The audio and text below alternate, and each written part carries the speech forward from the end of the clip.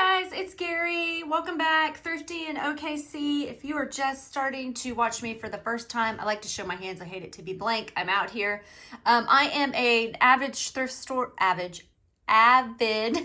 shopper who lives in Oklahoma City, Oklahoma. I like to buy stuff for myself and also for reselling. I resell part-time. And today I'm going to do a little jewelry haul for you. I haven't done one of these in a while, but I actually had a pretty good weekend finding jewelry this weekend. So I'm going to show you kind of what I found and maybe share with you why I picked out what I picked out. So this is my first time using this setup. I got a new little like tripod thing because my other one broke. So we'll see how it goes.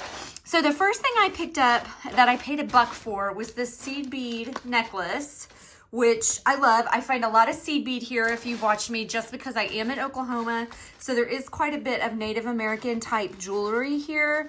I do pretty well with my Native American stuff, especially the seed bead, but this one was just really interesting. I've never seen anything quite like it. It kind of looks like a coral layout. It's a nice bib necklace. So I definitely picked this one up. Anything interesting I'll pick up.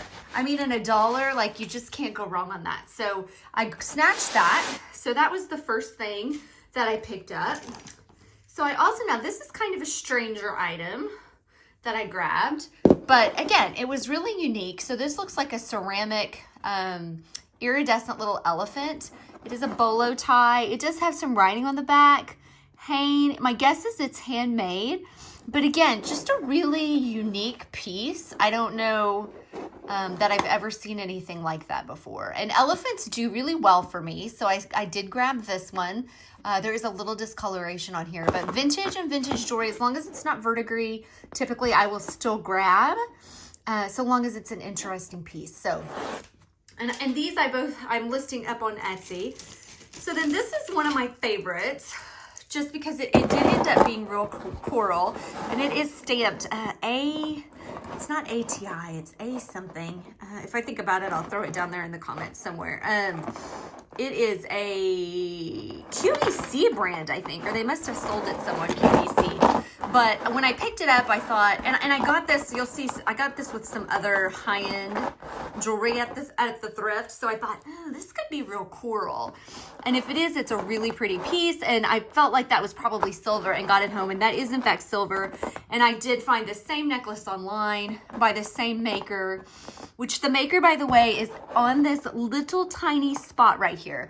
So if you're ever looking at jewelry and if you're new to looking for it, a lot of times on silver, they will put that mark on that little clasp piece, and it is tiny, tiny and hard to see, but don't overlook it. So anyway, I found this, a couple of these, and I am pretty darn sure this is real coral, and it is a beautiful necklace. So I was really excited with that. I would have been excited and thought it was beautiful if it wasn't real coral, because it's just a really nice statement piece, and the color on it is beautiful. So then I have also grabbed this copper kachina look. I believe it's called kachina bolo tie. This one is solid copper. It is marked on the back there. You can see right there. It is in very nice condition. I have actually had this exact same bolo and sold it before, so hopefully it sells quickly. It's a pretty cool one. I love copper. If it's solid copper, I'll almost always pick it up. This is another little seed bead that I got at the same place with kind of the Thunderbird design there. I picked up at the same place that I picked up the seed bead other necklace and the coral necklace. So it's nice. It's stitched on leather. It's in good condition. Again, I sell stuff like this really easy. It's not super expensive, but for a bread and butter item, seed bead has always done really well for me. So I think that's all my necklaces. So now I'm going to show you, I kind of hit a cloisonne bonanza at some different spots. So I snatched up this little cloisonne one first, and I love the cloisonne, and I say cloisonne, I know there's another type of bracelet that looks like cloisonne but is not, and I am not an expert, so I've got to really look at these hard to make sure. There's no maker marks, but I'm going to show you a few of them. But the ones that I seem to do better with are the ones that have the design on the inside as well as on the outside. And of course, the little bit thicker that they are, they tend to do a little bit better for me. So, I mean, I'm not going to spend $5 or $10 on one of these, but if they're just a few dollars, then I will pick them up. So this is this really pretty blue one. It pulls apart at, it's got a hinge and it pulls apart here. They're not, oh, that one does pull apart. He's supposed to say they're not super easy to pull apart. But again, just, this is a nice one. And so I have one just like this one, but also in this white color here. And then I have another blue. So this one is a lot more ornate. Well, that one's kind of pretty ornate too with the raised. This one is more of a flat. So, but I found all three of those together. These are heavy. So I have not done a lot of research on those. I don't know a lot about the differentiations in prices on those. So I also picked up this, which I think could be Cinnabar, but again, I have not done a lot of research or testing on it. I don't know, it's got a little marking right there, but there's no seam to it or anything. So I got to figure out how to look at Cinnabar. Cool bracelet either way. So of course, chunky bangle. If this fit me, I would keep it. See, there's kind of a little nick in right there. Could be wood maybe. It is heavy. So I don't know, we'll see. But that came at the same place with the cloisonne. So then, and I do have one stunner item here at the end, y'all. So watch till the end or jump to the end, whichever you want to do. These are little sterling silver earrings that I grabbed. Really like the style. They remind me a lot of Stephen Dweck. They are not. There is a mark on the back of them that I cannot make out. We have tried super hard, my husband and I. You can kind of see, it looks like there's a little M right there. But they are not real stones either. They are glass.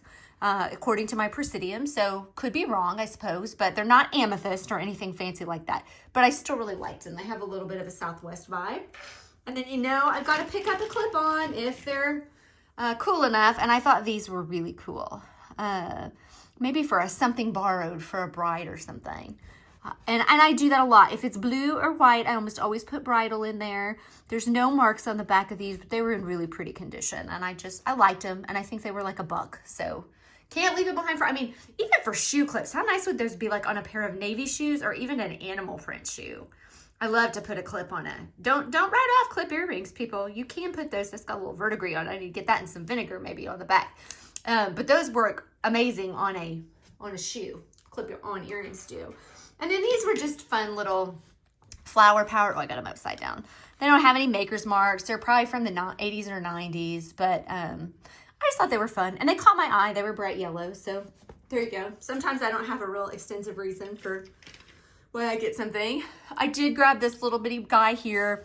We did get the battery changed out in it, and it does work, so that's just a cute novelty piece. My husband was like, I can't believe you're not going to keep that one. But I am not. It will go up in my Etsy shop. It is not up yet, but it will go up in my Etsy shop. So frogs, again, do very well.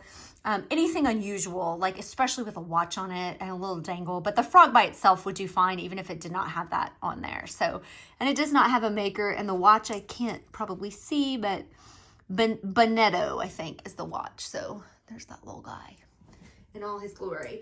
So then I have a few rings that I'm going to show you. I did get a spoon ring.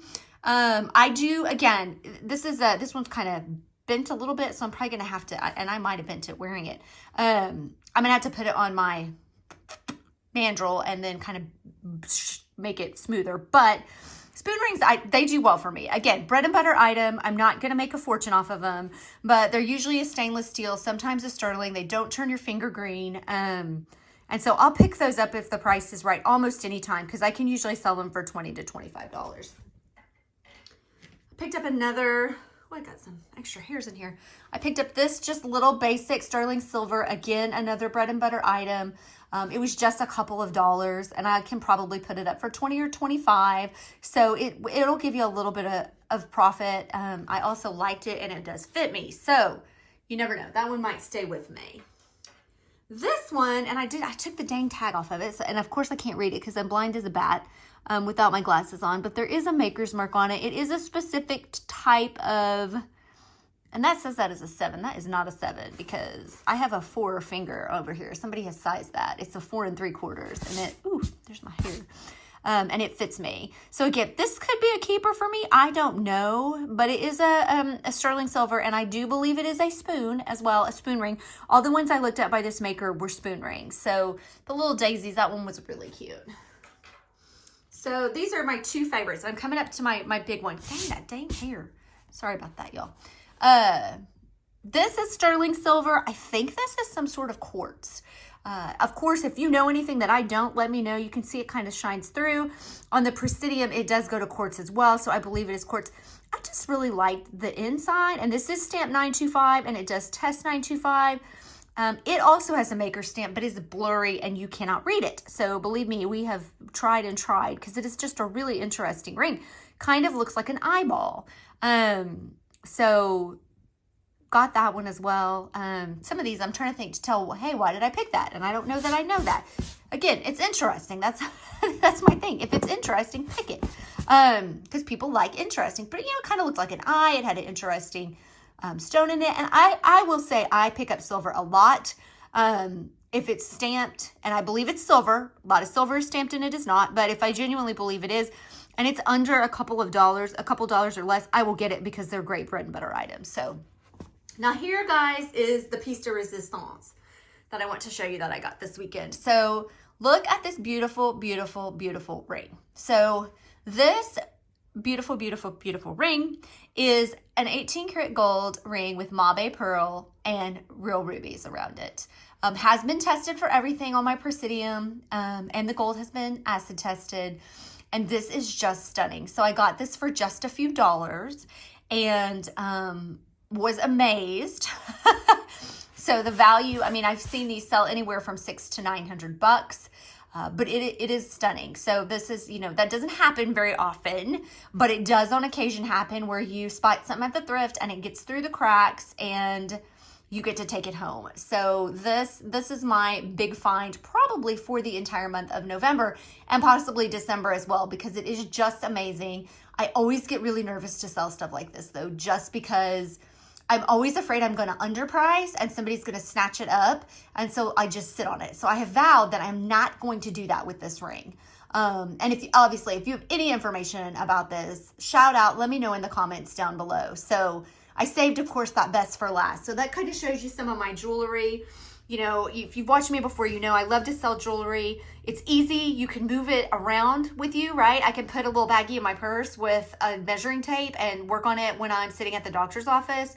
It's pretty easy to photograph for the most part. And put my hands out here. I guess I can put some stuff out here for you to look at. Easy to photograph for the most part. Easy to